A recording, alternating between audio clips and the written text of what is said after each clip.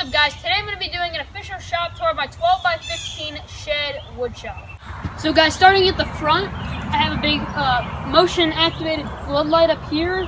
I have this little porch here with some railings, and then I have some overcrowded wood storage over here. So on the side of my shop here, I've just got random wood that didn't go in my shop. I've got some plywood scraps, some boards.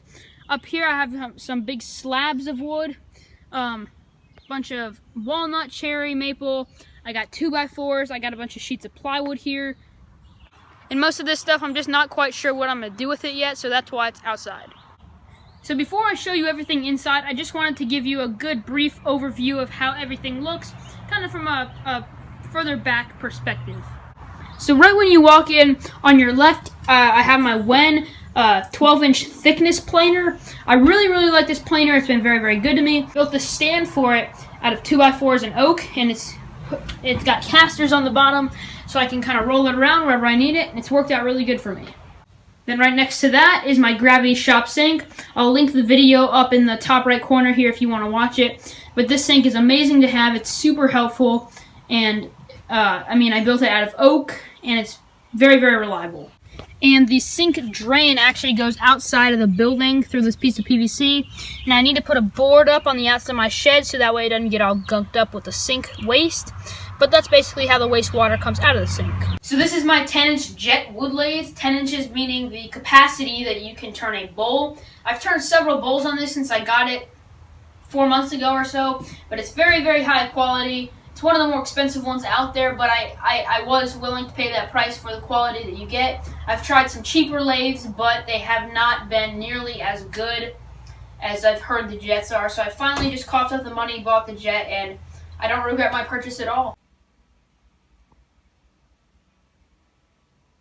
So next up is my big Craftsman bandsaw. I picked this puppy up for $20 at a yard sale several years ago. It's been it was one of the first big tools that I ever purchased for the shop. It works really well. I've never had any major issues with it. The only thing that I don't like about it is it just doesn't have enough power. Anything over 1.5 inches, you can kind of just forget about cutting. So if I get a new one, when I get a new one, I'm going to be looking for something with a lot more power than this old Craftsman. But needless to say, it's been a very good bandsaw for me, and I'm glad I purchased it for $20. Great deal. Above that, I've just got some wood storage. I've got cherry that I milled up myself. I've got some walnuts, some oak here. And here is my router table. It's just a router screwed up to the bottom of a piece of melamine. Not very high quality, high tech, but it works for what I use it for. Not much else to say about that. Then on the wall, I've got my clamp storage. Again, not really nothing to it. Not really much to say either. It's just some slots that I cut on the bandsaw for my bar clamps, aluminum bar clamps.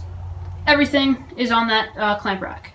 I have a couple small saws, hacksaw, trim saw, hand saw down here, some wire cutters, some random stuff on the wall there. Then we get to my main workbench. My main workbench is just a 2x4 frame with melamine on top.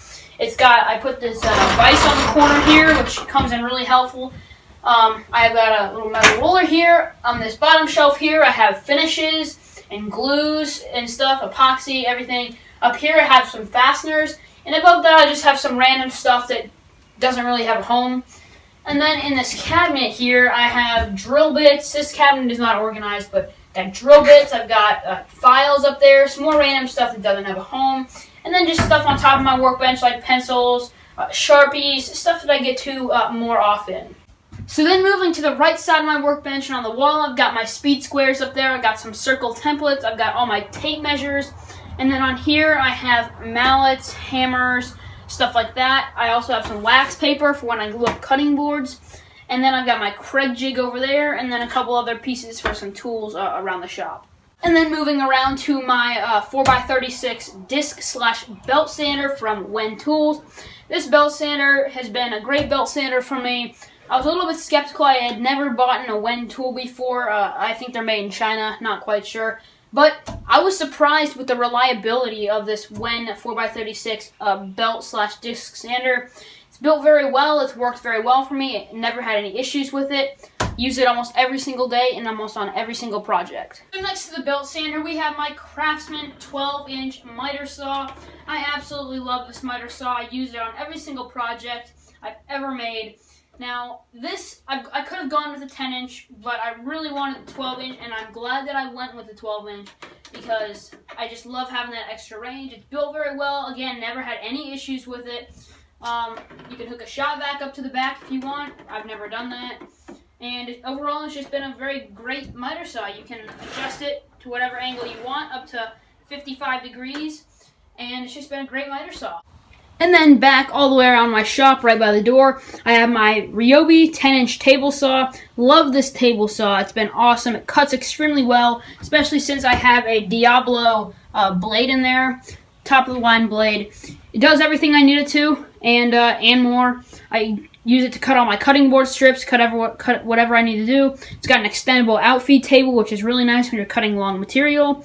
And if you've watched any of my other projects, you will know that I use this a lot. And then in the center of my shop, I have this big white roll-around cabinet. It's got cabinets underneath, drawers. It's very flat. It's very solid. I use it to keep my router sled on here. Works great. I love how this came out, this router sled.